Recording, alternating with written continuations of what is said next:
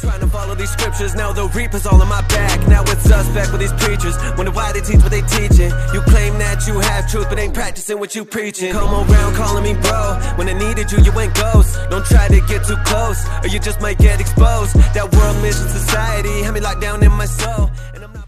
Hey everybody, my name is Edgar. I'd like to welcome all of you back to another episode of Defusing the WMSCOG. I hope all of you guys had a great new year and we're back on the show. And what a way to kick things off for the new year. We have a very well-known ex-member, Esperanza. Esperanza has shared her story on Great Light Studios and on the Pit Pod podcast.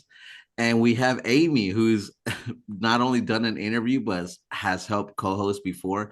I'm very excited because you guys know each other, and we all have that connection from the Midwest. But I'm also very excited because I know Esperanza's story is very powerful. There's so much stuff going on right now in the WMSCOG. I really hope that bringing someone like Esperanza onto the show and allowing her to share her story again, and maybe also talk about some of the things that have changed for her, since the first time that she did, her interview. I think it'll be very helpful. Without further ado, first, let me pass over the floor to you guys, allow you guys to introduce yourself. Hello. Hi, I'm Esperanza. I was a member for about 5 years from 2018 to 2022. I've been out, for about just over 3 years now, maybe 3 years and 3 months or something like that. But I'm very happy to be here today. Taken quite a decent break from, this activism work and speaking out and helping other people. Needed some time for me, but I'm ready to be back at it again. Let's go, Amy. And I'm Amy. I'm also from the same church, the same Zion as Esperanza was in. We were in the Colorado Springs Church. I was a member from 2014 to 2024, so about 10 years. So I'm really excited because I worked along with Esperanza, and I definitely was a part of a lot of the things that participated in her leaving. And so I'm really so excited to be here because I think like even 2 years ago, I feel like not as many members have been willing to leave and speak out, but really within the last 2 years, it's been like an exponential growth. So Esperanza is definitely someone who was a part of that original members who was very, very lonely, I would say, when she left. And I'm glad to be able to support her and validate her story. So that's awesome. Yes. Oh, thank you. I could already tell this is going to be a banger. So without further ado, Esperanza, let's just go ahead and get into your story. Like, how did you get involved with the World Mission Society? Yes. It's been 3 years since I left, and at first it was all I could think about. Like I couldn't ever get it out of my mind. And now as time has gone on, I have glimpses of it, and here and there. It's not as often by any means. And when it happens, I'm like, what the hell was that? Like, how was that even me? And how is this happening in the world? So, yeah, I feel like it's almost like you're talking about a different person, when you're speaking of this experience that we had there, because they really just changed who you were. Anyway, I was about freshly 21 years old, and I had been online dating. Like seriously, like I was looking for a life partner, and I met a guy, and he lived in Denver. I lived here in Colorado Springs. Seemed totally normal. He ended up being a member, and slowly but surely, of course, especially when I brought up like Christmas things, and he was like hard no to that, which was so strange for me. because I had never heard of a Christian or a Catholic not celebrating Christmas or thinking that it was evil. Um, and that was what kind of opened the door for him to start preaching to me. And it was within that same week or two of that conversation we had where we did a Bible study over the phone, and he did the lesson of the fig tree. That was my very first study that I ever did. And it was the first time that I was hearing the Bible intertwined with science and history, and it all lined up, air quotes. Um, and up to that point, this person, I had no reason not to trust him or not believe anything that he was saying. Um, he was a like recruiter for the Navy, and he was investing and was very educated and was so involved with his church, was a Bible teacher, la la la. So, I'm like, this guy knows more than I do. Like, why would I believe him? And I was searching definitely at the time for a new church, for a spiritual connection, for family connection. And so it was huge for me. It instantly, that night, it made me so emotional, and I instantly believed it. Like, wow, from the inside out, just felt it. And it was like, wow, Christ is literally here on earth in my time. Like, nothing else matters now. And so, of course, I'm like, I'm coming to your church tomorrow. And and then, of course, because of the way things go there, it's like, oh no, well, don't do that. Yeah. And I'm like, where is it? Don't. And he's like, don't look it up online. And we all know why now. But took a while for them to reach out to me. They were changing out overseers. So when the new overseers came in here in Colorado Springs, they reached out to me. I went and I did a Bible study, and I went every single day after work for 3 days. And I didn't get baptized until the third day. I rose again on the third day, And I like that. unfortunately, I rose into a cult. But I yeah, I remember though, before I went to the Bible study, I had already done so much preparation. I went to I think it's called Mardell's. It's like that Christian like stationery store, that chain, and I bought like a Bible, and I bought like a book to take all my notes in for Bible study. Like, I was ready to go to Bible study. And even at work, after my first study, all I could do was like reread all of my notes from the Bible study. I always took very detailed notes from the very beginning. Um, and just like, so that's where I was at. Like, that's how quickly it just took over my mind. And really, though, like, if you're convinced that God is here and you like fully believe in God and that He's the purpose of your life, like, what wouldn't you do if it was real? And for us, when we came in, it was very real for all of us. Like, of course, that's what we did. So, yeah, I was baptized, and then from there, I just was at the church every single day.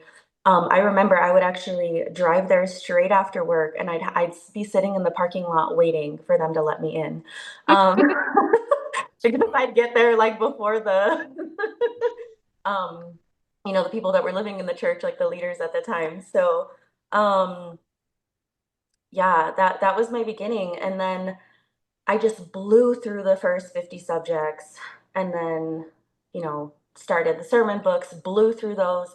And then I was the first female young adult sister to finish the Staff of Moses as well. I was the first one to finish all the Feed My Sheep books.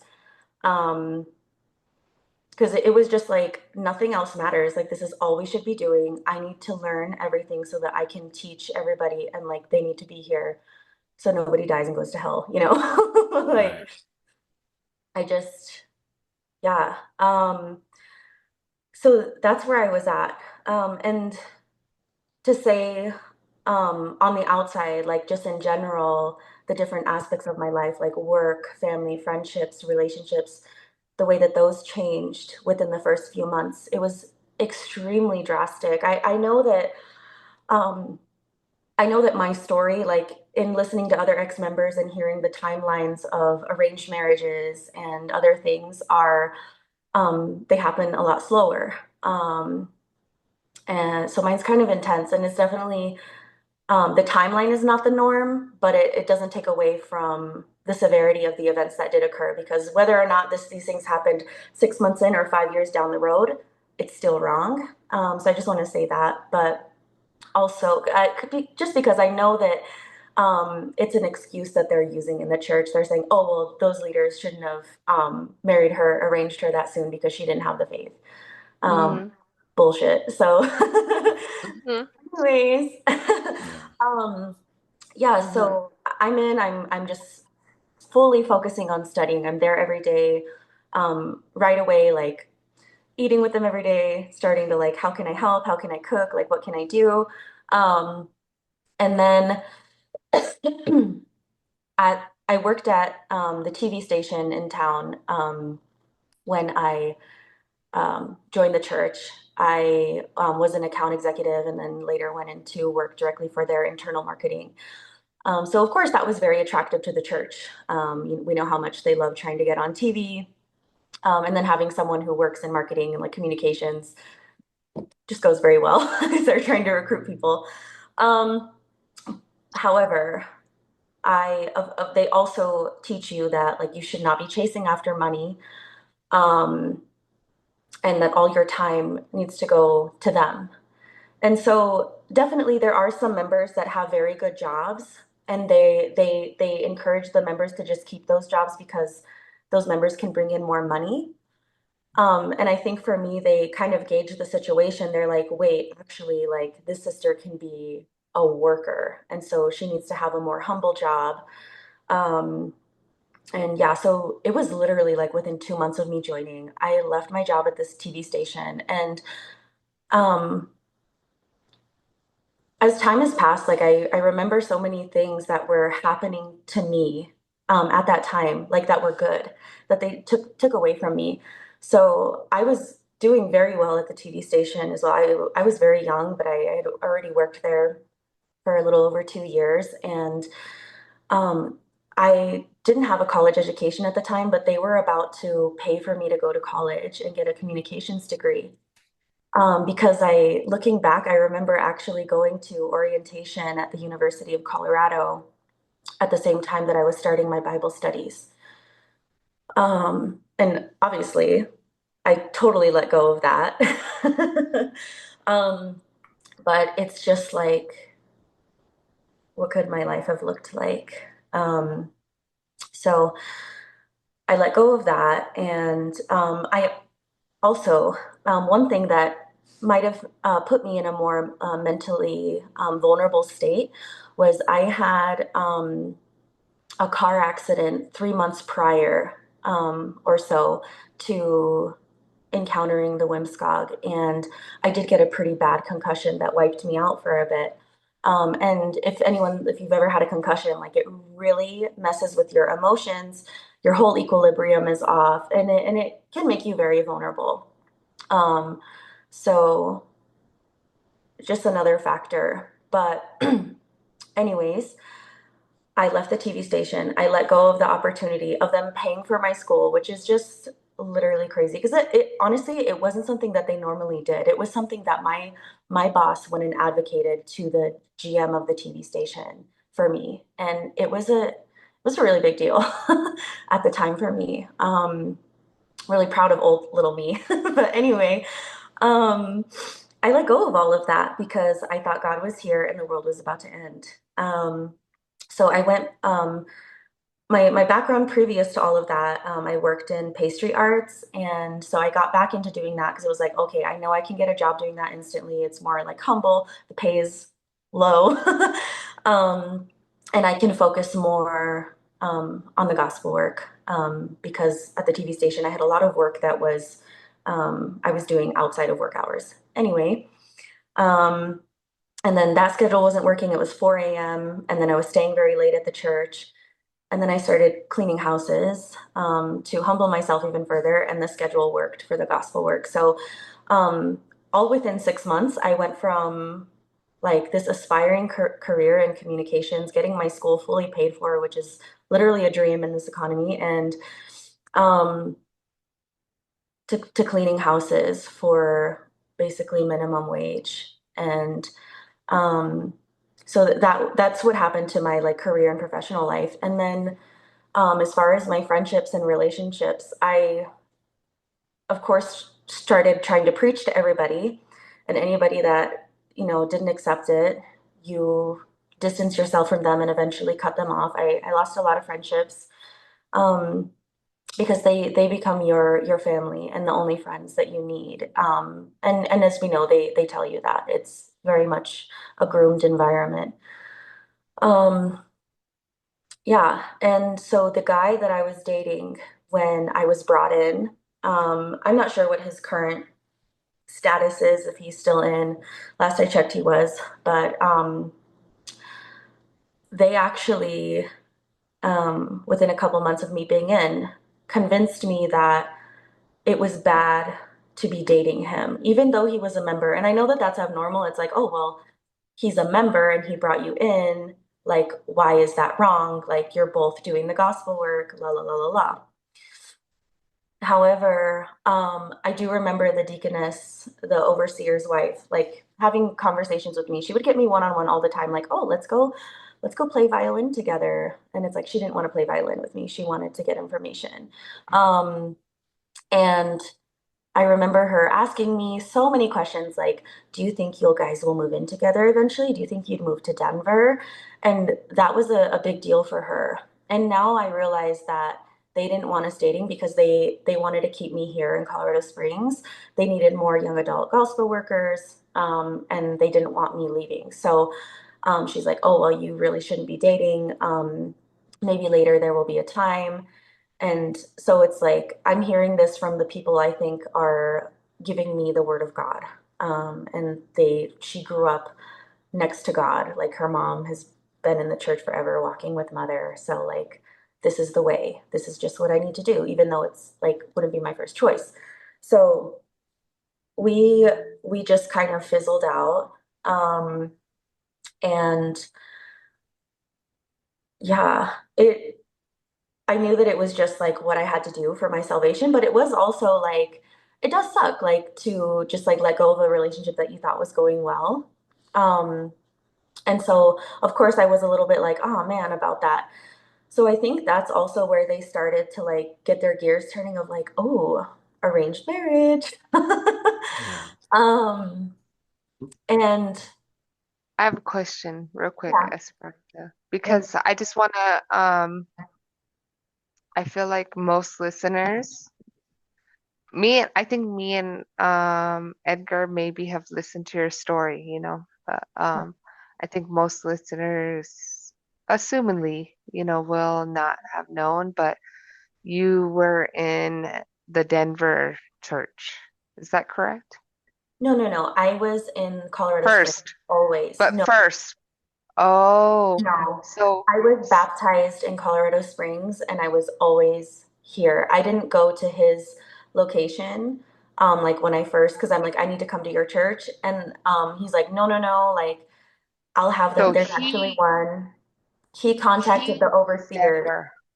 He's from Denver. Yeah. Oh, so similar, And I have so a similar to me and my husband too, Yeah. because I was in Colorado Springs, Hmm. but he was in Pueblo, and they were like, no, go to Colorado Springs. Yeah. Okay, Yeah, okay, they want to control who you're with and where you are depending on what they need from you. okay. So you lived in Colorado Springs. You were dating this man in Denver, Hmm. and he was a part of the organization, the World Mission Society Church of God. And as you started to become more active in the belief system, did you go to Denver first or you went to participate in Colorado Springs? No, I never went to the Denver church until it was organized, like where we went Okay. as a group for like an Hmm. education. So already past the point where you were a member. Hmm. Hmm. I have a So, question as well, real yeah. quick. What year was this? Because even me myself, like I don't know what year did you come in? 2018. 2018. It's always fascinating for me to hear the year, because I think it's a big deal when it comes to what is being said around the church during that time. Especially, we're all from the Midwest, so we kind of have shared experiences and we can remember what was being taught at that time by Pastor Daniel Park. So Exactly. this is definitely something that I wanted to hear you out on that. And I know exactly which church leaders you're talking about in Colorado Springs. But anyway, go continue, Amy. You got a question for her? Yeah, I wanted to mention that so he was a member of Denver, but Hmm. even though you were in Colorado Springs, you don't have to name the leaders at that time, but unless you want to, but they they made you feel like you didn't need to be with him. That Yeah. relationship was only to lead you to the truth, right? Like that relationship wasn't a relationship to them. It was just to lead you to father and mother. Yeah, exactly. So Right. weird. That's what they made you feel, right? At that time. And then also another thing that I find interesting from what you've said so far, Esperanza, is like even when you mentioned about how fast like you went in, and how you mentioned that your story is a little bit different, because sometimes some people moved slower, you know what I mean, and they moved up, but it took a little bit of time, and you kind of hit the block running, you know what I mean? And you got a lot of things done. But I also think that they know what they're doing in that sense when they see somebody, like you said, you're there early, you're going through all the books. They see the energy, they see the dedication. They're going to take full advantage of that. To them, they're thinking this is the best possible scenario. This is the best fruit, right? And they're going to take full advantage of that, try to get you into these things that would usually take a lot longer, like arranged marriages and things like that, and what I mean, try to split you up and try to tell you where to work, where not to work. And I just want to say that it doesn't matter if they try to push that on you, weeks, months, or years. you know a church should never dictate where you work. They should never tell you who to be with, who not to be with. You know what I mean? They shouldn't try to arrange marriages. They shouldn't try to do any of these things. And just the fact that they did it already, that's a huge red flag. You know what I mean? And then it's pretty fascinating. Like once again, just hearing you how you're young, you had that concussion. You know what I mean? But I also see that you were very genuine when you came in. You were really in the search of something, and you thought you found it. And so because of that, you're doing everything that you're doing, and it's just so sad that there's these people that take advantage of that. But anyway, Amy, I don't know where you want to go next with the story. I can agree that Esperanza was very genuine. I just want to put that in because I feel like a lot of people are very genuine. Like we may have been on the wrong path of life, or we may have thought whatever, but our intentions are genuine. And I would say that Esperanza's intentions were always genuine when she was in and when she was out. Like when she's out, like she is who she is. So I think that's really important, to highlight, you know. So yeah. I like it. It's like we adopt this cult personality, but even through all that, to say that in a lot of ways you could still see, Esperanza's true character, you know what I mean, before and after. It shows you a lot, you know what I mean? Her, and it's awesome to hear that. It really is. Esperanza, so because you're in the Midwest and we're familiar with that, take me through the atmosphere of what it's like to join in 2018, because if I remember correctly, 2018 is the year of AhnSahngHong's 100th year birth, and that is when the Child of Promise was supposed to come out. So this is when 144,000, yeah, 144,000 are going to be found and sealed. So can you take me through the atmosphere of what it was like to step into Colorado Zion, during that time, and what did you notice? What was the atmosphere like? Yeah, I think definitely I have a lot more perspective now, especially like now that all the history with Denver is coming out, um, with all the other things that were going on top of what already exists in the cult. Um, it was honestly very intense. I remember when I came also because there had just been a changing of overseers. Um, Usually, of course, like when new overseers come, they often like move around leadership and stuff, but it seemed to be kind of like, um, hostile behind the scenes. There was a lot of movement. A lot of people seemed to be like upset because I remember like the overseer's wife would pull me aside all the time, like, to get information from me, but she would also start telling me things like, oh, like all these leaders are going to be jealous of you, but it's because they're not doing the work, which is like, shame on her. Like these members have sacrificed their lives for more than a decade at that time. Like just crazy. And I think now having context though, I'm like, I wonder like how the Daniel Park situation played into that. Was it that like, oh, now they're accusing these members, these leaders of teaching Daniel Park stuff? Um, and so that's why I really don't know. Because I was so new at the time, but those are some little things that like looking back, I do remember. Um, and she was like, they're going to start questioning you all the time, because they're going to notice that you're doing X, Y, and Z and they're not. Which is like, honestly, just in general, like in a cult, that's awful to hear. But like, if I started, I just feel like that's just bad social character. Like for me to come in and I'm just like, okay, this is God's place. This is all love. These are all my sisters. Like this is my family. This is so fun. We love each other. Everybody's doing great. We're all going to heaven. And then she's like, actually, they all suck and they're gonna be jealous of you. I'm like, this is horrible. But Yeah, at the time, I'm just like, oh my God.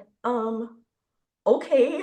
Like, yeah, so she was like, she told me not to engage in like conversation, and we know that in general too, like they don't want you having personal relationships with anybody, like especially if you are in an arranged marriage or you're given new tasks and stuff. Like if other leaders or members question you about it, you're not supposed to talk. So it's kind of like also that stuff, but I feel like it was intensified.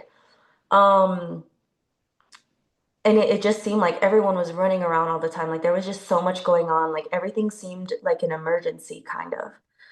And I think that also indoctrinated me a lot quicker because I'm like, oh my God, like the world really is about to end. Like everybody's losing their mind, like running around yeah. trying to get all this done. So, um, yeah, and that motivated me too because I was like, oh my God, these people have been in here 10 years. Like, I need to hurry up. Like, look at all these books that I've never read. I need to read them stat. Like, so that's what I can say. I do remember like going to Denver and doing educations when Daniel Park was still there. Sorry, I think I said Daniel Lee a couple times earlier. I meant Daniel Park. Um and I remember actually the first time I received the 6-day creation study, it was Daniel Park. Um I don't remember what else. Like I was I was new and so much happened within the first year of my membership. Um, but so yeah, that's where I was as far as like my studies and faith. And then it was like I was probably like 4 months in. Yeah, it was like 4 months. And the overseer's wife pulled me into the office. And just starts like complimenting me, love bombing me, and she said was started presenting um, the idea of getting married for the gospel, like partnered for the gospel. Excuse me, the gospel, and showed me Bible verses. I don't remember which ones they were, but just said how it's like the greatest blessing that you can have in the gospel to be partnered for the gospel, and that you can get so much more done. And she brought up like she was like because it's so hard for members when they're single to go home at night because you're so tired and you have to do everything by yourself, like all your own laundry, all your like everything like that. Little did I know once I got arranged, it was gonna get even worse when I went home. um, That's wild. Not funny. But we laugh about it. It's okay. Um, Yeah. so I am like at this point, like, oh my gosh, like I felt I felt so blessed. Like it sounded super scary as well, because it's like, what does that even look like? Um, and also it's like the world's about to end. And at this point, she did ask me the question, like, how long do you think before the world ends?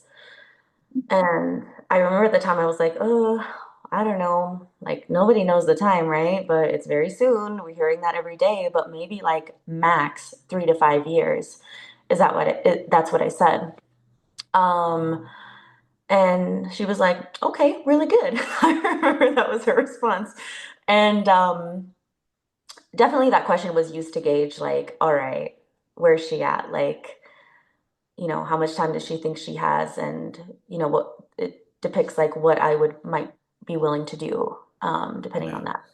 So, yeah, then, um, there were multiple meetings. Like she kept bringing me in the office, like periodically over like a couple times a week, like a couple times a day, like just asking me more questions and being like, okay, you can leave. Like it was just, sometimes it's kind of weird.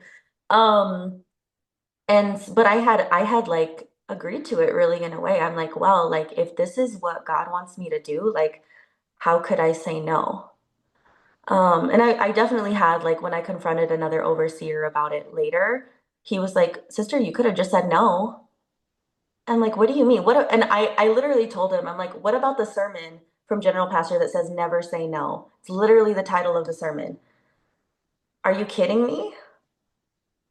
I No. think you have low faith for thinking I can say no Yeah. to something that's being asked of me, my overseer, because these people are supposed to be appointed by God, and we were all taught that everything that we're learning, I think we've all seen like that, like the chain of command, like the like Mm-hmm. a pyramid thing, like the diagram in different educations where they show like these are the lay members, these are the gospel workers, these are unit leaders, group leaders, la la la la la, and it goes all the way to the general assembly, and then general pastor, mother, and they said like, did I hear this from mother's voice? No, but was this sent to us by general assembly? Yes. Is there any difference? And they said no, because who's leading the general assembly? Who's leading the Mm-hmm. entire church? It's her. So Mm-hmm. everything that's being taught is the word of the living God in the flesh, and it's the gospel truth. So I just it irritates me so much that they just blame things on certain leaders, Mm-hmm. Yeah.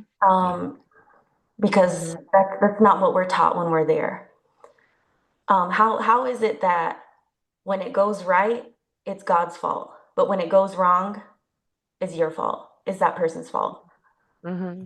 And I they thought do God that all was the in time. charge of everything. Like, didn't God harden Pharaoh's heart?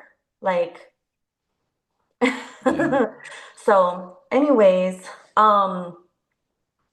so yeah, I that think that. I think that's really important that you mentioned that, Esperanza, because I wanted to mention that when you mentioned about when you first came, Mhm. because when you first came, you said the leaders really love bombed you. You know, they Yeah. made you feel a certain way. And not only that, but they made you feel like you were fulfilling the gospel work.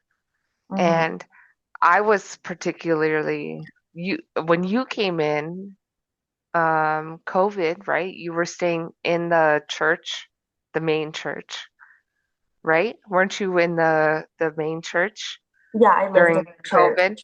And Yeah. then I was the house church, you know, so considerably I was a house leader. And I can say my faith wasn't what it should have been or what it was when I came into the church in 2014, 2015 when I came in.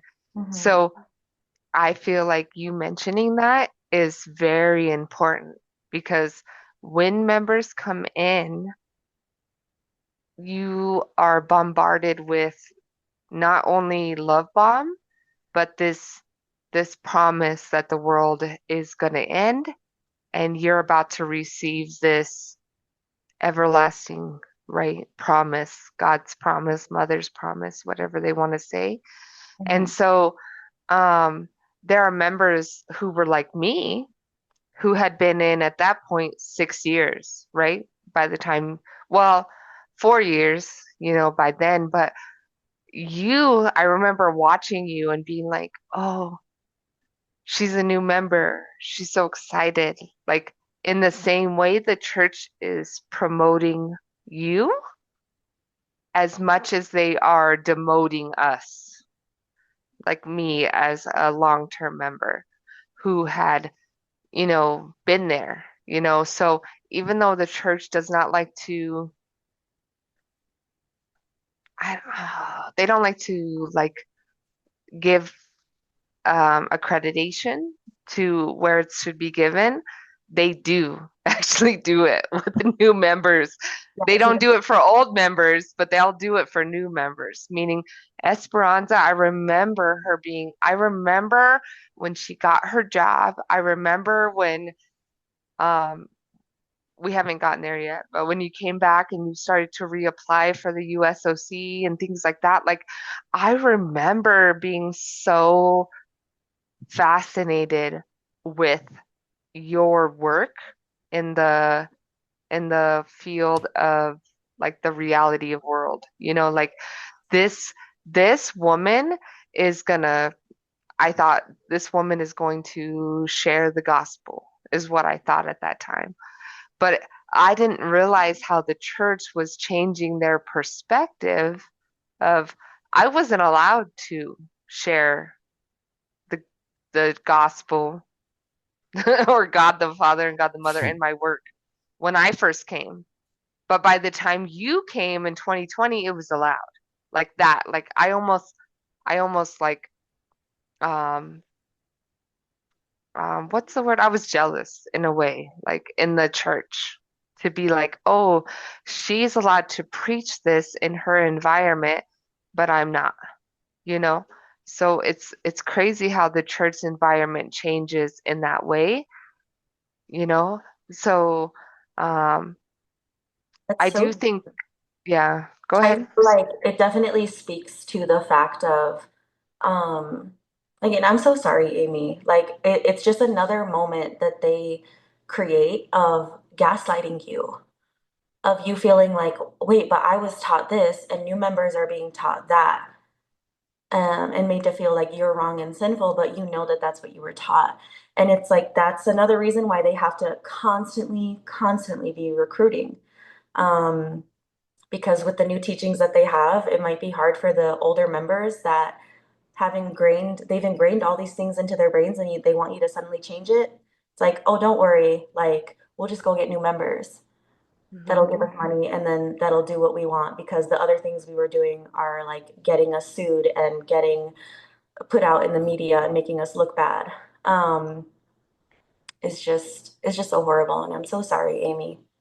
Hmm. But I feel like you were the new member, you know what I mean? Like, and I think that's important to highlight because we're in a time right now where there's a lot of people coming in, you know? And so they're gonna feel like how you felt. Like I'm I feel like in 2014 to or 20, I wouldn't say 2010 to 2016, you weren't allowed to have a job. You weren't allowed to have a career. But when you came in, that was a good thing. So it's like, I hope that the members that are coming in now who are being love bombed in that way, they can see how that love bombing is it that not to put down who they are, because you are amazing and they are amazing, but their talents aren't meant for the church. But the church is going to try to use that kind of like that talent and um, that perspective to gain more followers, more money, you know. So I think it's important for people to realize who are coming in now. You are definitely somebody who came in along with that like crowd where you were allowed to have a career, kind of. You were in like I a, want to make one thing you were clear in a like, too. Like, it still wasn't my choice. Like, hmm I know Amy's talking about like, so Colorado Springs where we live, it's known as Olympic City, USA. We have a lot of the training facilities here, the museums, la la la. It's just a big part of our community. And so we were told at a point like, God put us here in Olympic City, USA. What does that mean? It's our mission to preach to Olympians. So it was like, okay, we need someone to like infiltrate and start a work mission. Just like when the Amazon warehouse got built here, it's like, okay, now everybody go get a job there. We're gonna do a work mission. Um, so stuff like that. And it's the same with like if you have a college campus mission. So that's really what it was. Because honestly, like I don't really care about figure skating. Like I like watching it, but like I'm not trying to make that my life. Like it wasn't my passion and dream to work there, and it wasn't my choice. So I do want to add that it was like hmm for the work mission. Can I But add something to just so I don't lose my chain of thought? I wanted to highlight something each of you said, so I can understand where Amy's coming from. There's definitely like different waves of members that come in. I think that's why it's important to know what year members come in mhm, because the stuff yeah, that's being preached, right? And so, but I also, hearing what you were saying in the beginning, Esperanza, is how you had this job, you know what I mean? Sounded almost like a dream job. They were going to pay for your schooling and then you had to give it up, for the church. And so I can definitely see how, even though they might be pushing a certain agenda, during a specific year because of the prophecy, but they also pay attention to the members and what they can contribute as individuals. So if I think this person can help a lot more if I pull them out of whatever they're doing and focus on the gospel work, then I'm going to go ahead and do that. If I think this member would be a lot better for a work mission or to, spread the gospel by another means, then let's go ahead and do that. But another point that I wanted to bring up, and you guys can maybe, because I see you guys kind of want to say something, but one more point before I forget is I just want to highlight, because you're right, how everything happened for you in 1 year. Let's back up for the listeners.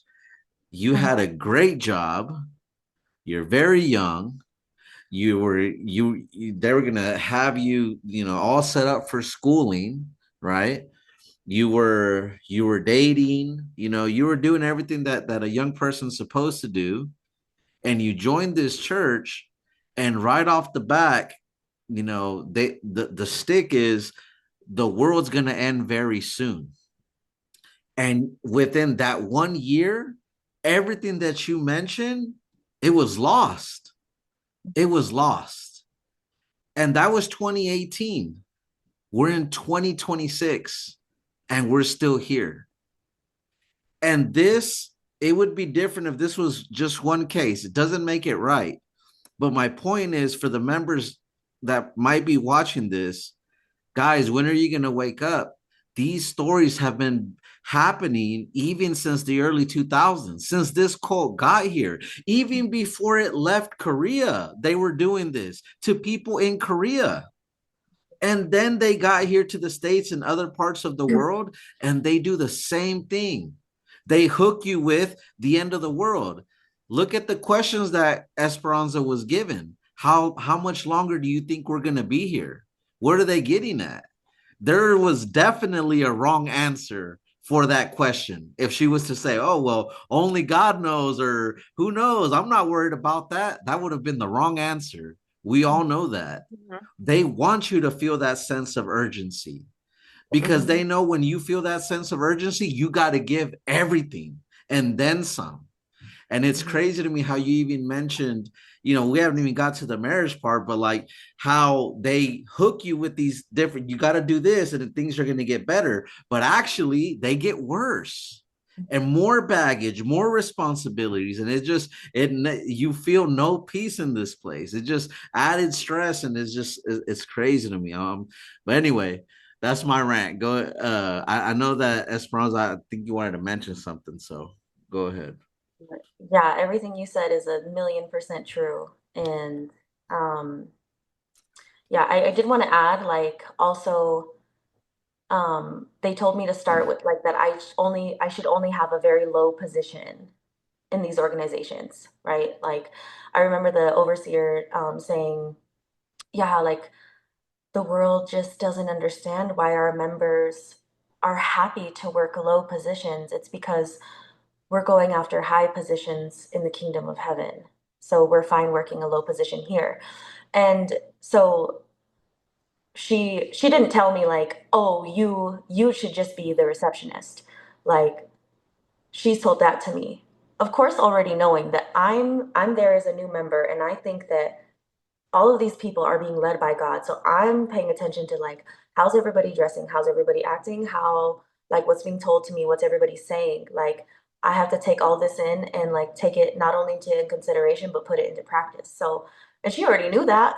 So she knew saying that, like, I'm like, okay, so I'm going to apply for the receptionist position.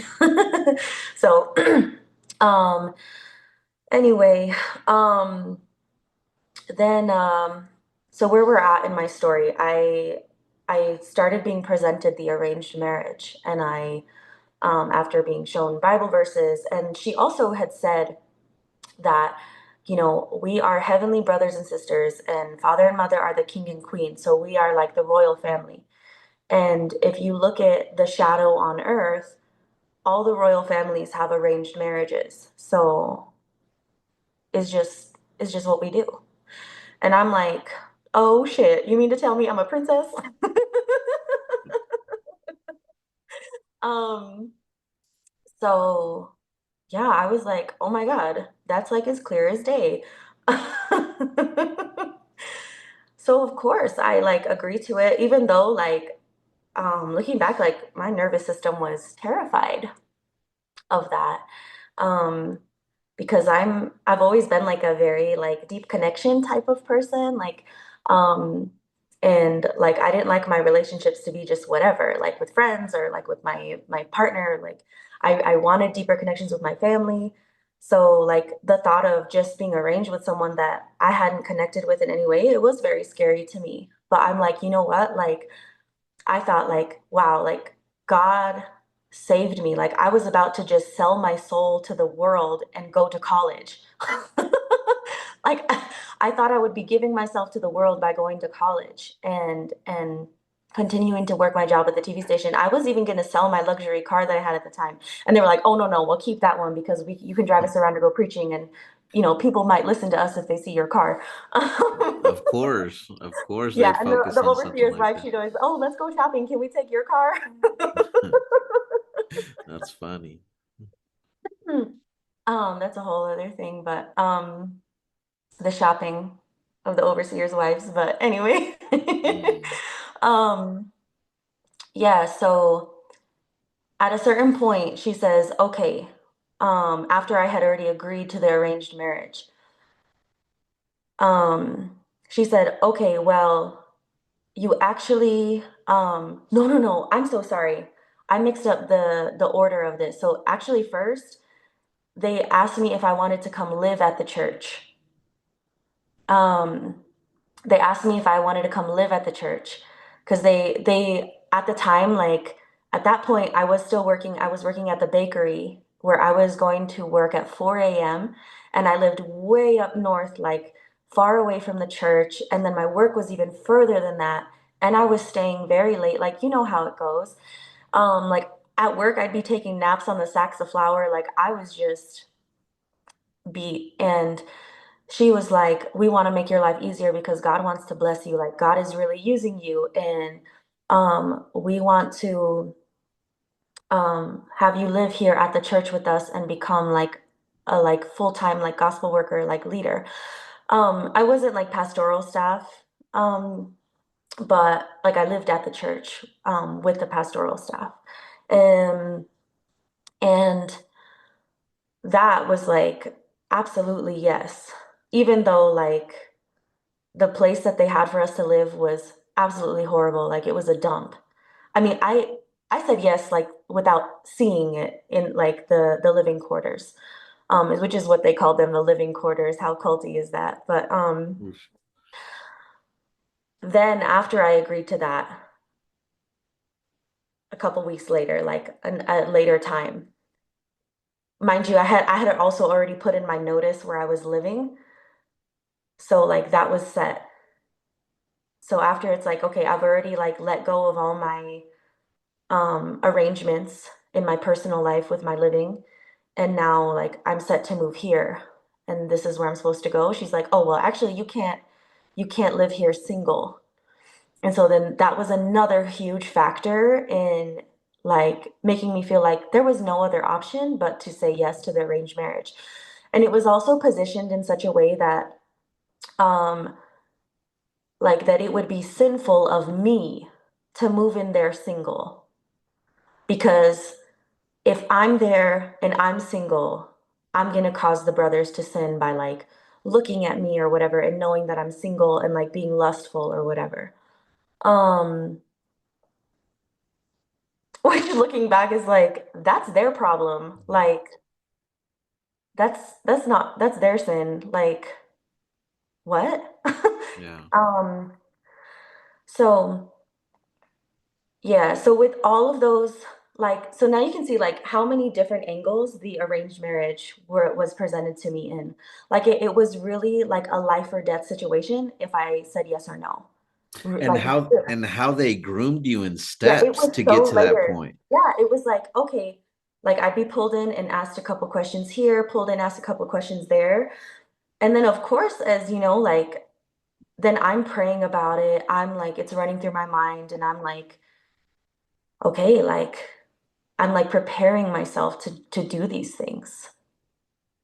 I want Um, I want to mention that this is the dangerous thing that I feel like I've mentioned a few times that it comes to the doctrine where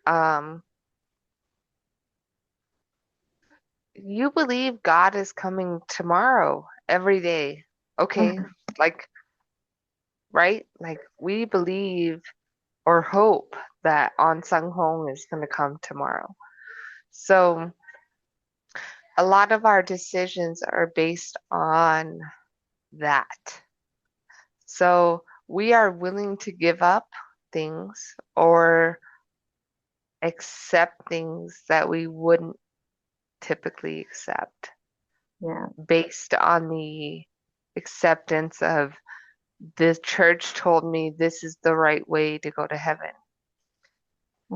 And Yeah, I like want to put the disclaimer that I'm sorry, but the church does not know the way to heaven. So even though we make these decisions, like if, even though Esperanza made this decision, the church told her to.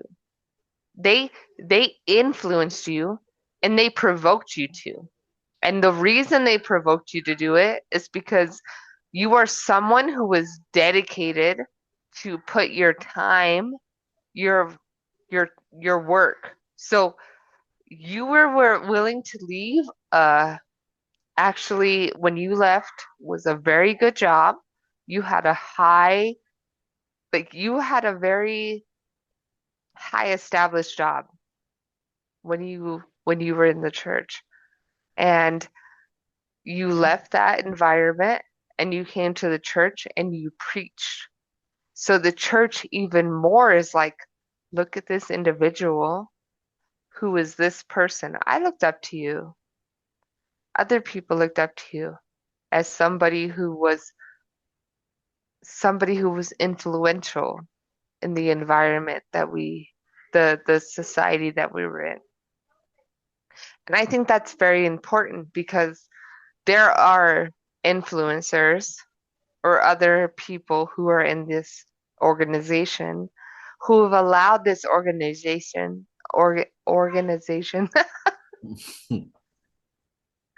to to um to influence them in their decisions in life. So I think that's very important that you mentioned that. So yeah. Ooh. And you get nothing back. It's like you get nothing back. So you did all this, and like Amy brought up a good point. You wouldn't have done any of these things if you would have known that you'd be sitting here in 2026 where you're at now. You know what I mean? I mean, maybe if they would have showed you where you were going to live at, where you were going to sleep at, you might have also taken a second guess. But again, because we're under the impression that, yeah, this can't go on for much longer. So, hey, how bad can it be? I mean, we could literally just be here a week, a month. You're not thinking into the future. And that's Exactly. what they do a very good job at, is to make you think of right now.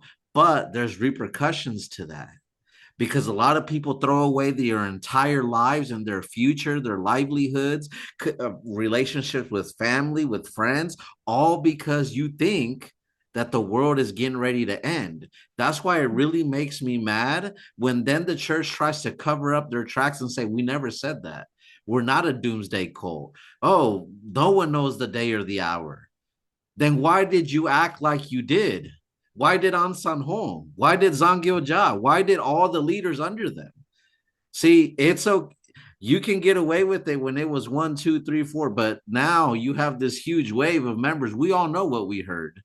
We all Yeah. know exactly what we heard. And what really makes me upset is, even after all of that, let's say, right, you gave up everything. You went through all the trauma. At least if they did something to try to make it right in the end, they don't. So I'm speaking to the WMSCOG members that are in that situation right now, that are about to give up everything. Just know that 10 years down the road, 15 years down the road, when you give up everything, there's nothing for you. You're going to be left just like every other member that's left, picking up the pieces. Hopefully, you wake up before then. Mm-hmm. But that's just the reality of places like the WMSCOG. Yeah. Ooh.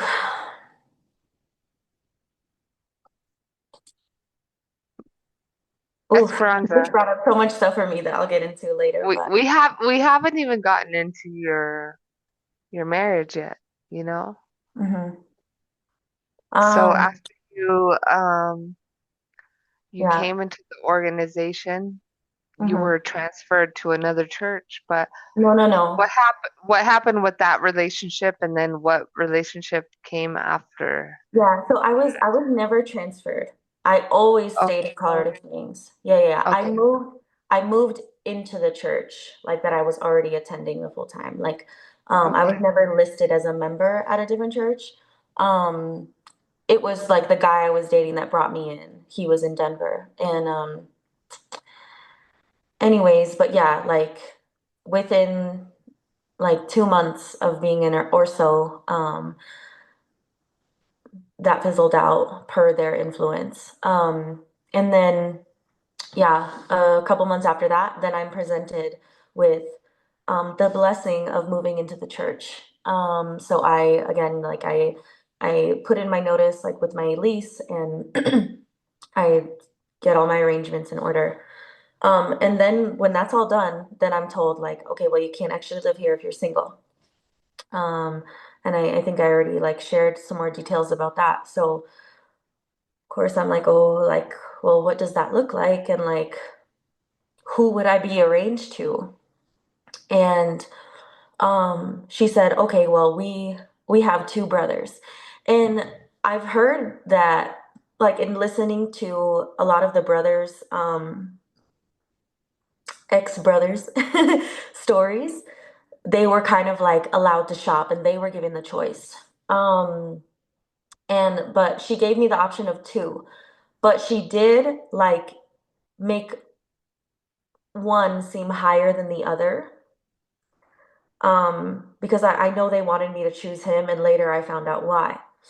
Um, so like both of them were like pretty quiet in the church, but they were very involved. But the difference was that again, this was like, okay, if we're comparing this to like an arranged marriage for a kingdom, like who's going to be king and queen, like you do what's best for the kingdom, like who can bring the most for your kingdom, how who can you build the most for the kingdom with. um and so like this other brother like had bought a church van. He had also like um moved to Colorado Springs for the gospel work from another state, like came with this new set of overseers. I later found out that he did that without their permission. He just wanted to come, so he did. Um and just little things like that where I was like, okay, like frankly, like nothing against like the other guy, but I wasn't physically attracted to either of them. Like they just weren't it just weren't for me, you know? Honestly, especially the one that I chose. Oh my God, I cannot believe this happened. Literally so embarrassing. Oh, I hate them. But anyways, I'm like, okay, like it was a moment of like, okay, God knows what's in my heart right now, what's in my mind, that like I am not attracted to this person. I would never be with this person. I would never choose either of these people.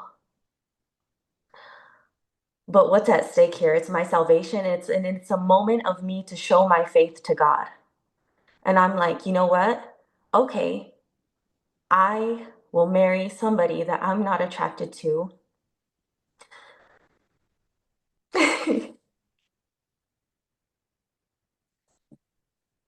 Ooh. It's And it was literally within a couple weeks from that moment. Like it was definitely less than a month from like when I found out like, okay, I'm gonna be partnered with this person, to the point of us like moving in together and getting married the very next day. But in that interim, we were also told like we weren't allowed, like we weren't said told like, okay, well, we're gonna have you guys exchange numbers and you're gonna go on dates to like, get to know each other a little bit. And I had never spoken to this person until the moment that we are moving in together. Um, it's just unbelievable. And the way that they did it, like you could tell, like it wasn't the first time. And even like all the pastoral staff and everybody that was already there who were also in arranged marriages, it was like, yup, this is just the way it goes. Like this is normal. Um, and that in itself is like, damn, like how many are out there? But anyway, mind you, like I have been preparing everything like the same way that I prepared like a Bible and my notebook and a really nice pencil to take my notes with. Like I started preparing everything to move into the church. Like I'm only keeping things that are worthy of God that I can give to the church. So like my really nice kitchen equipment, my like everything nice in my house that I thought had value to me, that if it could be used for the gospel, I'm just going to give it to the church and it will no longer be mine. And anything else, I'm going to sell it. And that's what or like get rid of it. And like if I did sell it and I made money, the money went to the church. Mhm. So that's how I handled moving in. That's where my faith was at when I moved in. Mhm. And but then I get there, I'm all neatly organized and I'm packed. I've done all of this work in preparing, even though I am literally terrified. And then I get there, and this guy literally, it's like a mess everywhere. Like, it just, I'm like, oh my God, I'm about to live with this person. um, and yeah, I'd never spoken to him. I found out that I didn't even really know, I didn't know his like full name. Like the name that they called him in the church was his nickname. And that was the first words he ever spoke to me was, oh, hi, my name is blah, blah, blah. Um, excruciatingly awkward. Um, so it was like earlier in the day that we like moved all our stuff in. I moved all my stuff in. And then that evening it was like, okay, well, then come like to the church because we're going preaching and it's business as usual. And then that night when we got done with the gospel work, well, actually, they pulled me in like early. It was like 9 o'clock, which going home at 9 o'clock saying like, oh, you're done, that's very early, especially That's for, early. yeah, someone like me that was like a very active gospel worker, like moving in, like it. So, Hmm. but I mentioned that to say, like, then this is the reason why I was brought in early. I was pulled into the office and she told me, like, I know that, so we weren't married yet. Like, we moved in and then, like, she pulled me in the office and she said, okay, you guys need to go to the courthouse tomorrow. And we had, like, taken off work or something, or I don't remember, like, we had a half day. I don't, sometimes some of this is like kind of a blur because it was honestly like a really traumatic time for me. Um, we were told that like the next day we had to go to the courthouse and get married. She said, but you can go home early tonight and spend your first night with your husband. And in my mind, I'm like, no, thank you. um, and she says, sorry, I don't know if you heard that. There's a loud car. And she says, sister, also just to let you know, even though you're not physically married yet, you're already spiritually married. So it's okay. And like we all know what she meant when she said it's okay. Because in any church, right, what are you not supposed to do before marriage? Yeah. When you're gonna spend the night with the opposite gender. So like we're not stupid. Um and I wanna like really take a moment to, because even after all these years, like that those 48 hours of like moving in and that first night with him and going to the courthouse, really not okay. Um, because when we really look at this, like it's not just an arranged marriage. They're also telling me, dictating like in the church, it's not just like, oh, we're gonna partner you with this person. It's really like, oh, you're gonna have sex with this person. Your Hmm. body is gonna belong to this person Hmm. for the gospel. It's not physical. Like when you're involving a little bit of it, But in reality, like something else. that was still my body. Mm-hmm. And 100%. I is not okay. It's not okay. It's not. Especially like you're arranging marriages and then you're telling you told me basically, right? It's okay to have sex with this person now. You can, in fact, you can go home early and enjoy your night with him for the gospel work. Is that I'm sorry, but I feel like I've been sex trafficked. I I'm such a crier, Esperanza. You know already. I don't want to cry right now because there's so many people.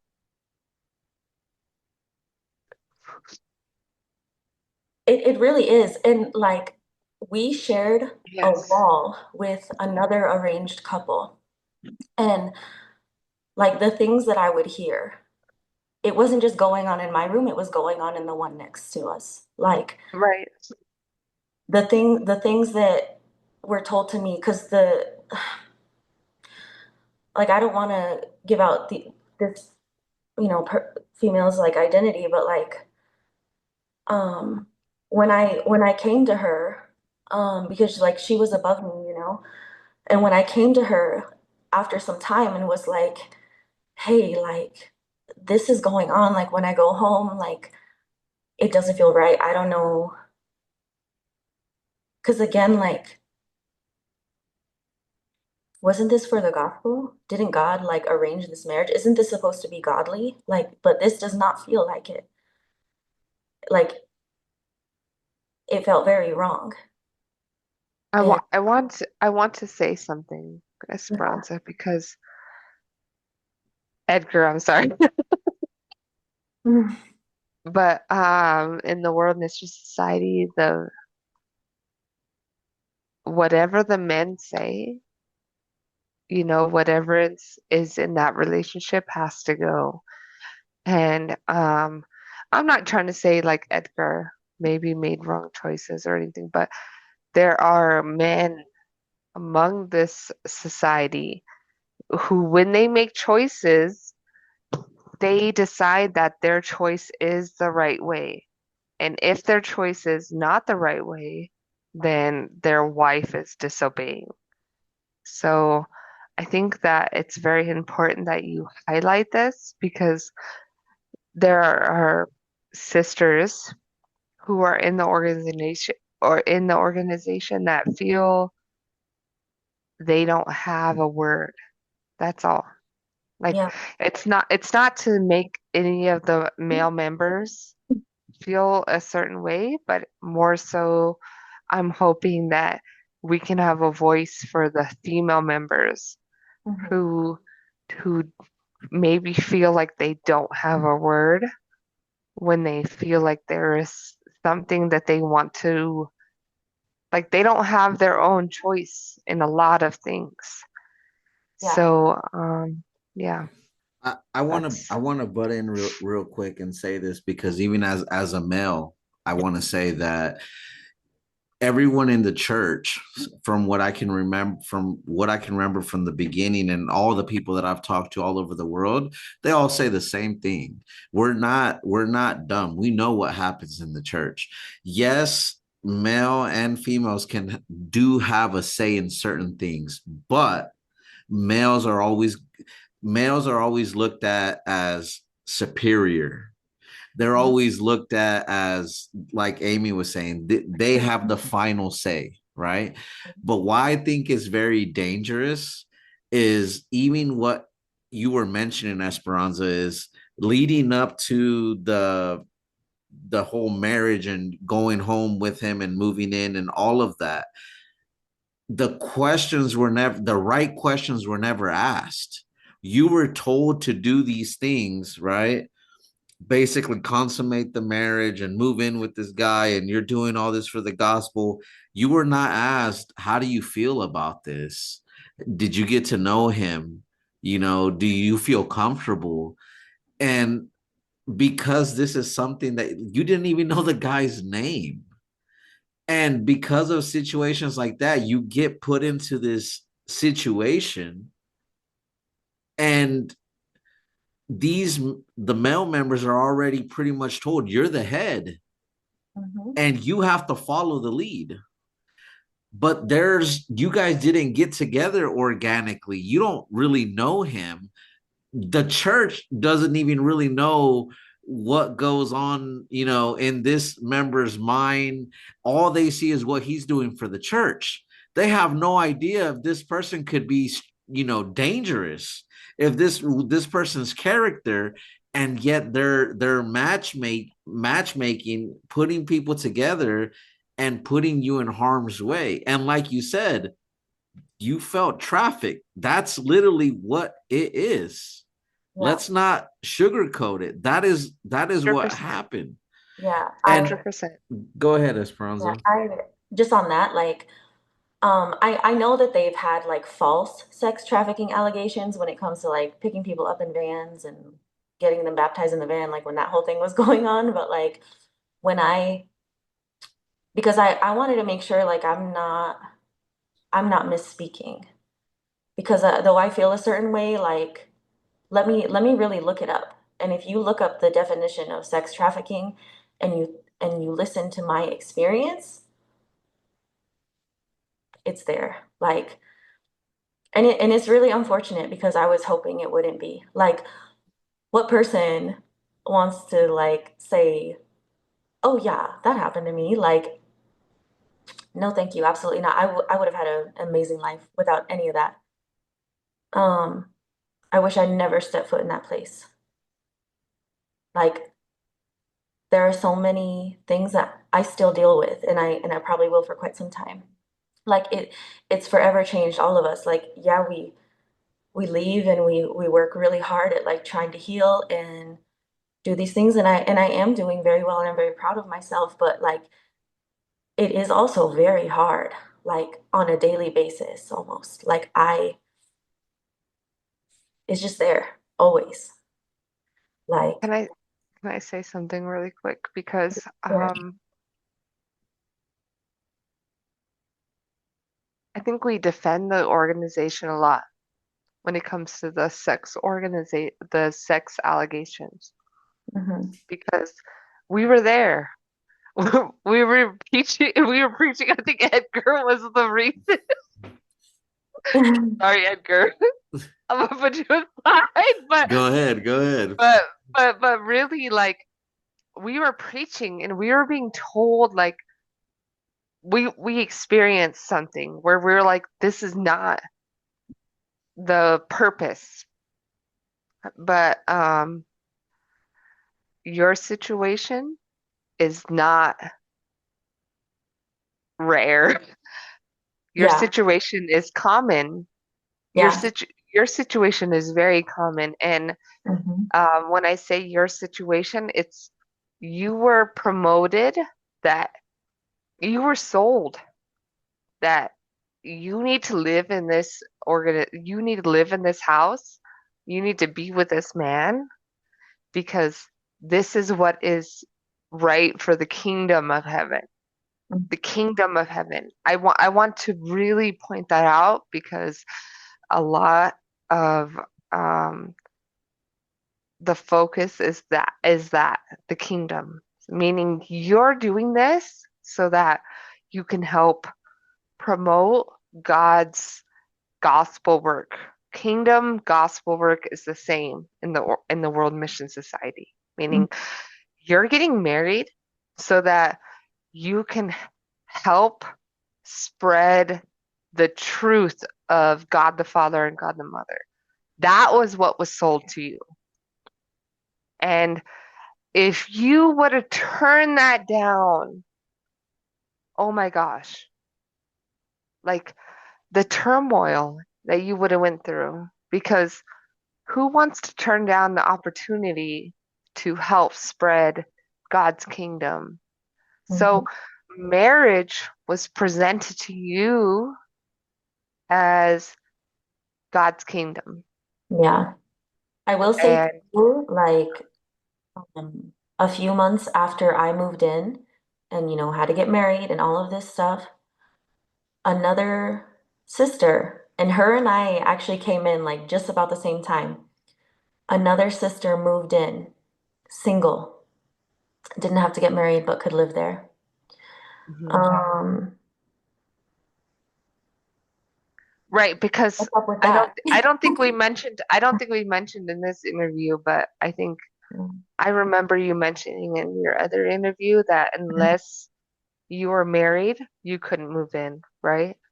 Yeah, exactly. And then a few months later, another sister that her and I came in around the same time, like we were baptized around the same time. Then she also moved in, and I love her very much. Like I miss her a lot. Nothing against her at all. I'm really happy that she didn't have to get married at that time. But yeah, so it really just shows that like of course at the time I did feel like, oh, but I didn't, you don't question it because you're not allowed to. And then you're also told that like if you are given more hardship, it's because you have more blessings. Hmm.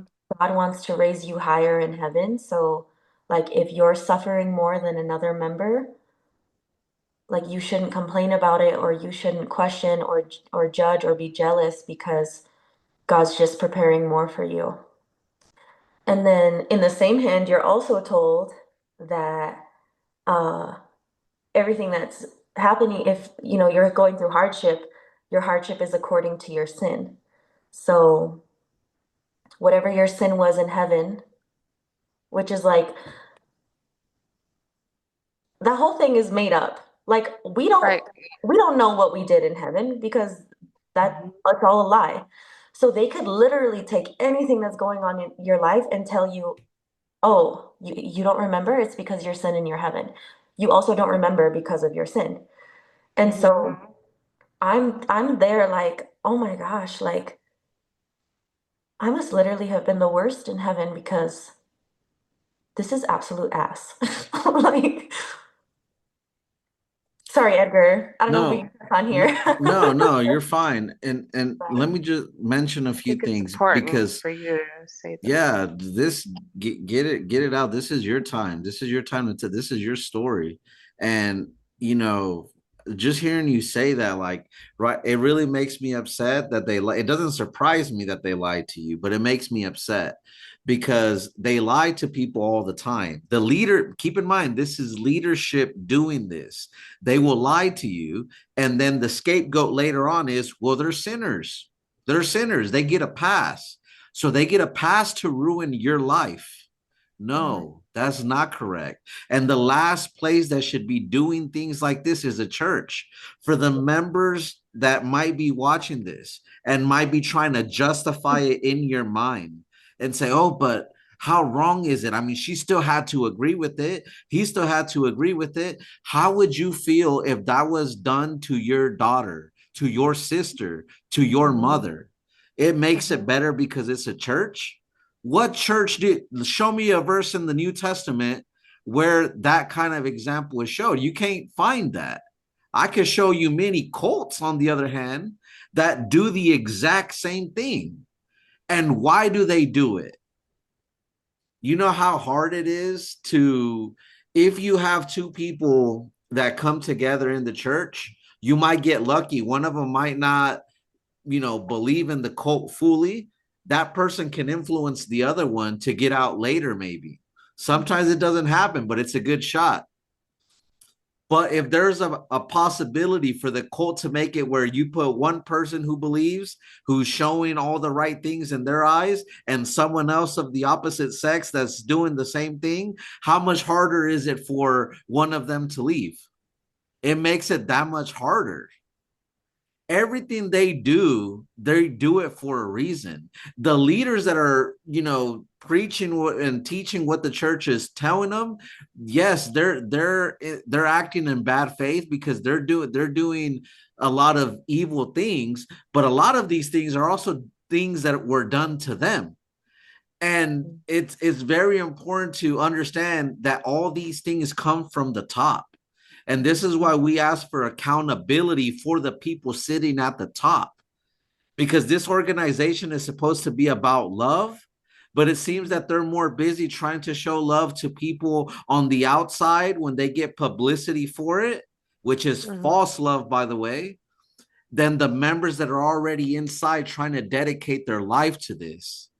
They Mhm. could care less of what if a member has these traumatic events. They're scarred for life. A lot of these members that leave the church, they're not the same after you leave. Yes, you can recover. Yes, you can bounce back. Yes, you can try to live a better life and try to do your best, because what else really can you do? But it doesn't make it okay. It doesn't change what already happened. It took place, and we're asking for accountability. Mm-hmm. We're telling these stories. I can imagine how it must feel for Esperanza. It's not easy. Imagine if this happened to one of your loved ones, if it would be easy for them, if you would even want them sharing that type of story. It's hard. But the fact that she's doing it, don't you guys think that stories like this deserve to be told, and that people that put members in situations like this should be held accountable? Ask yourself that question when you're hearing this story. And anyway, I'll save my thought for later. Anyway, Esperanza, go ahead and continue your story. On that note, like I want to share maybe just like two big reasons why I share this, even though like it is really hard for me. Like every time I share it, my body still does shake. I still tear up. Like, has it gotten easier in ways? Yes, but of course, like it may be easier for me in the moment to just not share this. But one, I do it for my own healing because imagine if I just shrunk myself the way they taught us and just hid myself and never said anything about what they did and the way that they destroyed my life. What what does that do for me? You think I'm going to live with more peace? I'm not actually. Like the times that I have spoken out publicly and shared my story, though it's hard in the moment, I always feel some relief afterwards. Like, okay, now more people are going to know. Now more people are going to know. And now they're going to be scared of me. The leaders, the church. And I'm never going to be afraid of them again. They hold no more fear over me. And that's what speaking out does. Also, the other really big reason I think it's important, even though it's hard for me to do, is when I think about all the other members, and I want to also be clear that abuse in the arranged marriages doesn't only happen to the females, it also happens to the males.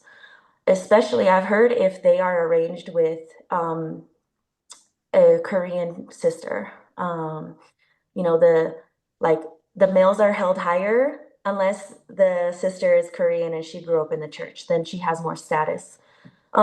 Anyways, that's kind of besides the point, but when I think of them, how many, I believe hundreds, maybe even thousands of both male and female that are being abused in their arranged marriages in various different ways. Like it doesn't just have to be sexual, but you know, also like the emotional abuse can be so heavy.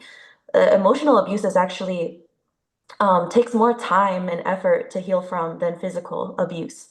So like it's really big and it happens so much. So not only are you getting it from the church itself, but you're also getting it at when you go home from the gospel work from your arranged marriage, that you're in for the gospel. And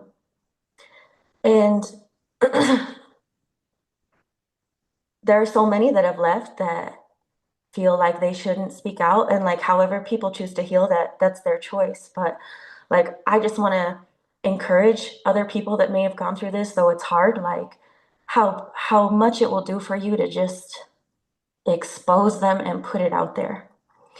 And like and for the ones that are still there, like I think about them all the time, like the ones that we shared a wall and I heard what was going on in there. And there were little instances, like things that she would say to me where I'm like, damn, we're both going through the same thing right now. She's still there. Some people are on their second, third arranged marriage. Why, how can you have a wrong arranged marriage if it's arranged by God? Not only once, but twice. I I think about them all the time. When I speak about them, I think about them when I share my story, I think about them so much, and I do it for them too, because though I can't share their story, I can share mine, and I know that it's the same. Because another thing, like, and this will loop us back into sharing the story on the timeline. When I went to the the female leader that was above me, that we shared a wall, and I told her, hey, like, these things are happening, and I'm not sure if it's right. Like, it doesn't feel okay. um, she said, sister, remember that Eve sinned before Adam. So as a female, you just need to submit.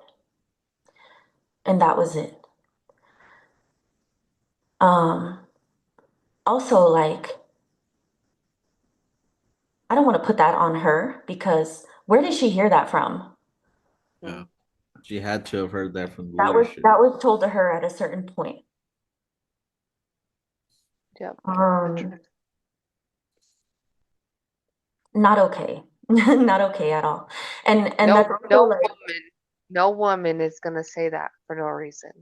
That ex- means the reason she was doing it, along with many other reasons why the church tries to validate any of their inaccuracies, yeah, is exactly. It's like, Esperanza, that's how it is. Get in line. Like, comes from the top. Comes from the yeah. top. Hmm. And so I wanted, like, in mentioning that, like, I notified leadership about what was going on.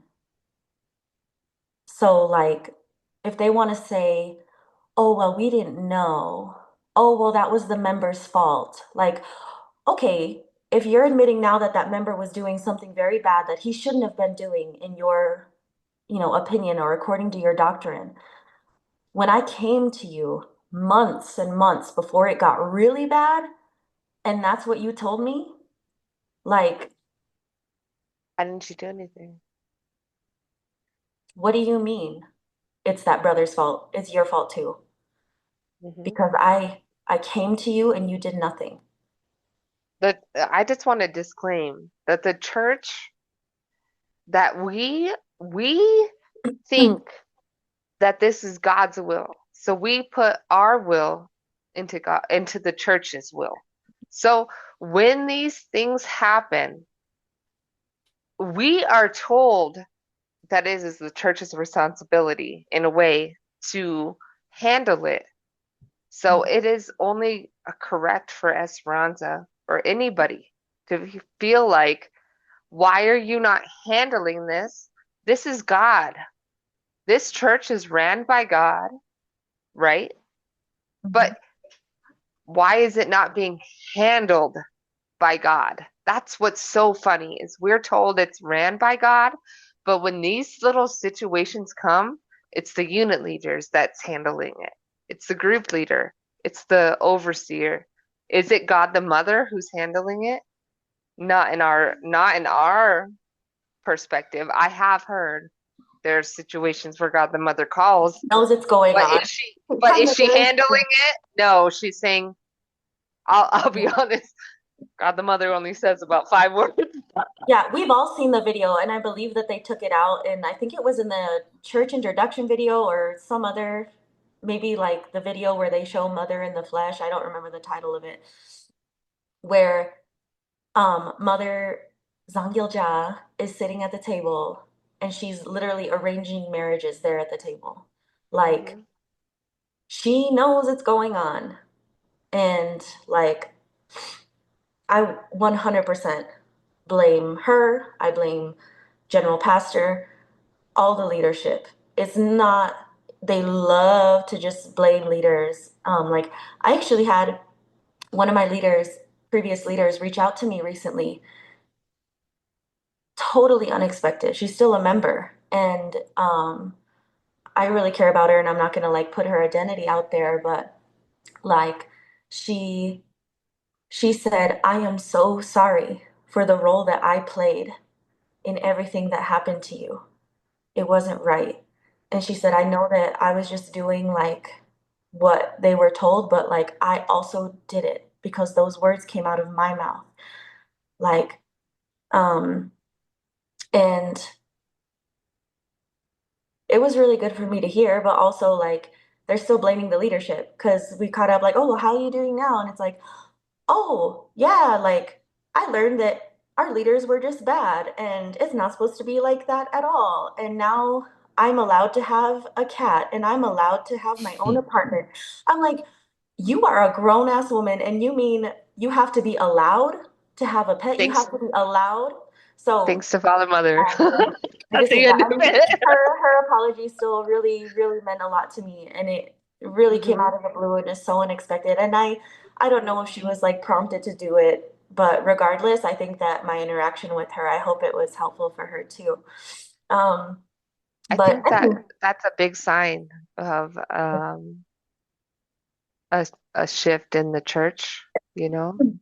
yeah, Like it's kind of it's kind of disappointing to us who have been out for some time, because we don't want to see those shifts where they want to gaslight ex-members.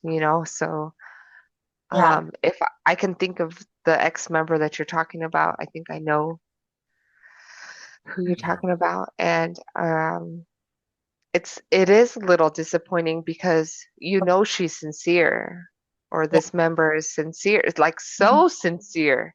mhm. Like never would they ever imagine to hurt anybody, but because the church has put themselves first in this member's life, then this member can only think, I have to trust this organization first, and and then second they can say, oh, I did wrong, but it's it's it's a little bit, I don't want to say evil, but in a way it is like I don't want, not the word is not evil, but I want to say like i- ill. Yeah. Yeah, like like how they literally make somebody feel like, it's her fault. I know my relationship with Esperanza was real.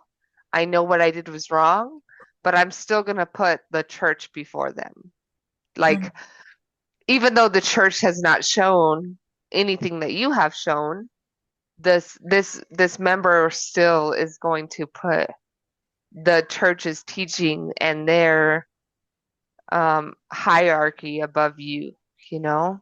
Yeah, And that's exactly. what's Like disappointing, you I was know? really happy to hear from her and it was really nice, but and I accepted her apology, but in the same sentence, like I see like damn, the way that these members are like that have been in the trenches since years and years and years ago for a decade or more, and they've seen all of this go down and they are still just being bamboozled. And it's not their fault, but it made me like so sad for her. Like just of course, like all of us, we feel so sad for the people, the good people that are in there, but um yeah, it's just um reality of what it all is. Can I But yeah, can I mention something real quick, Esperanza? yeah. Like even hearing you say about, that member that reached out to you.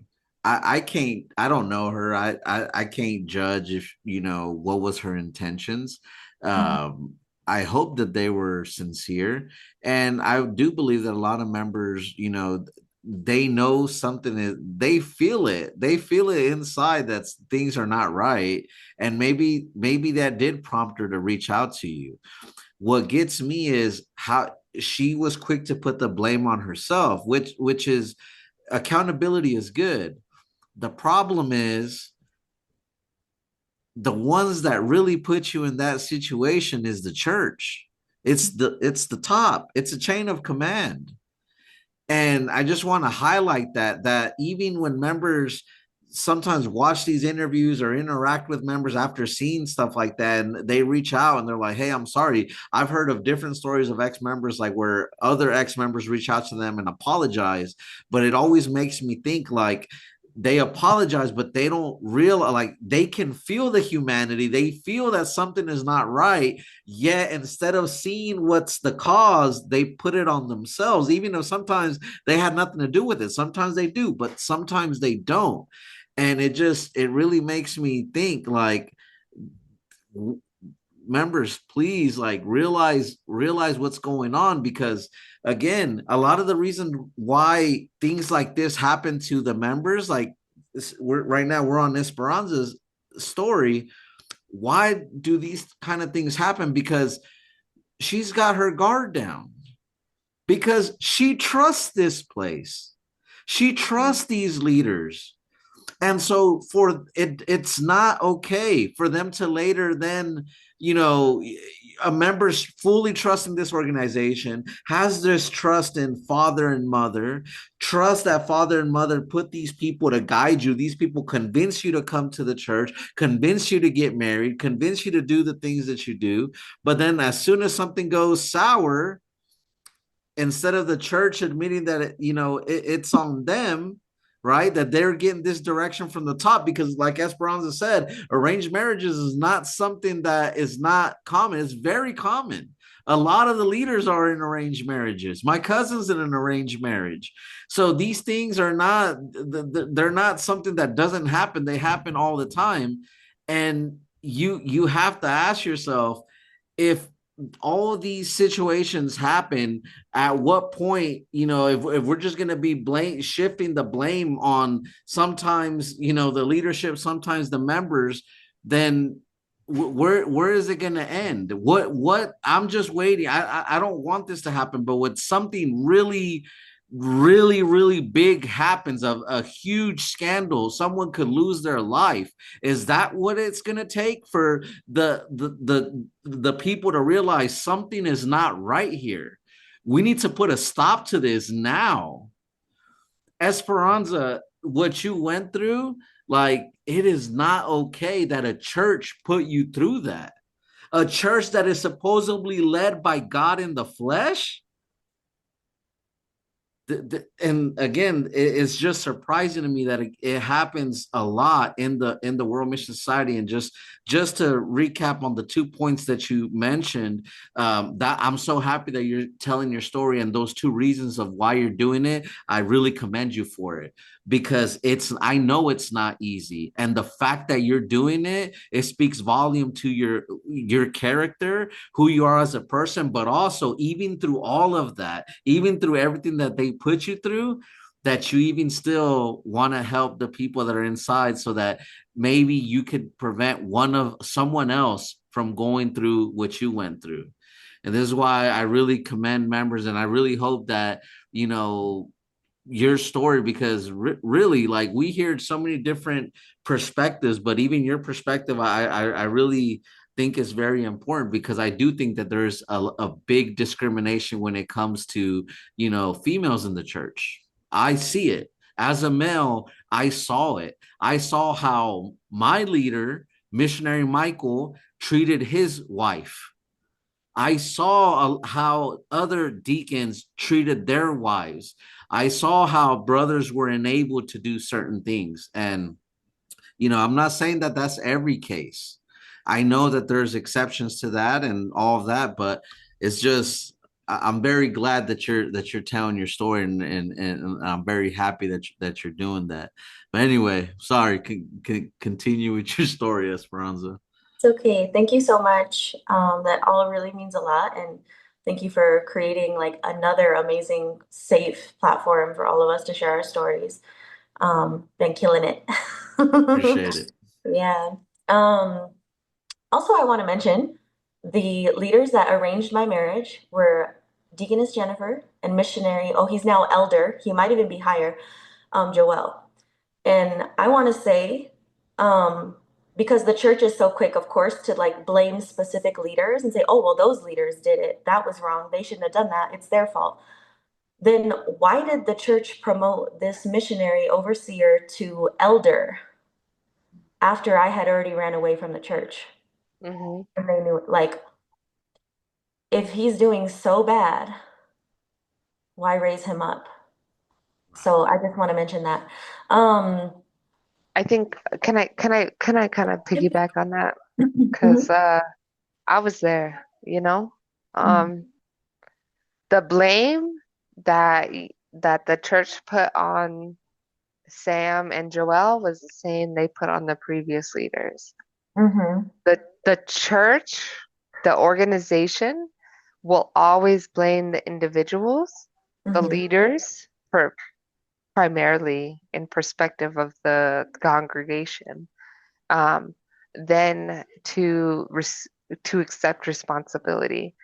And I saw four leaders. Actually, I saw five leaders because I came from Pueblo. So um, I was specifically somebody that always thought, don't believe, don't follow the leader, but follow God. And I feel like that was taught very early on. mhm, So um, even if I saw an error in an individual, I tried to ignore it because I thought I was following the true church. And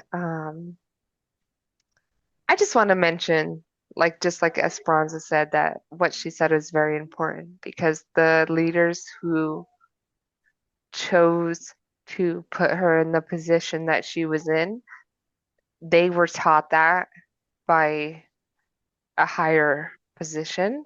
And I saw it before and after you came. So this is not limited to these leaders, but this is something the organization teaches. And actually, I think, in my perspective, considers faith, mhm. which sucks to think Esperanza about.